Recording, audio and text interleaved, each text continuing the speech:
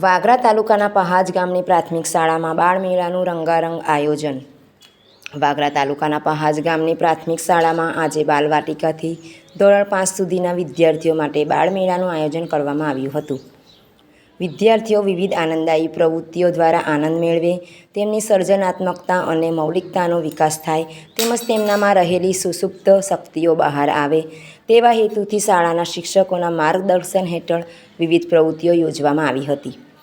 બાળમેળા દરમિયાન માટીકામ, છાપકામ, કાગળકામ, ચિત્રકામ, વેશભૂષા, વેસ્ટમાંથી બેસ્ટ, અભિનય, ગીતો, બાળવાર્તા અને રંગપૂર્ણી જેવી અનેક સર્જનાત્મક અને આનંદદાયી પ્રવૃત્તિઓનું આયોજન કરવામાં આવ્યું હતું. તમામ વિદ્યાર્થીઓએ ઉત્સાહભેર ભાગ લઈને પોતાની પ્રતિભાનું પ્રદર્શન કર્યું હતું.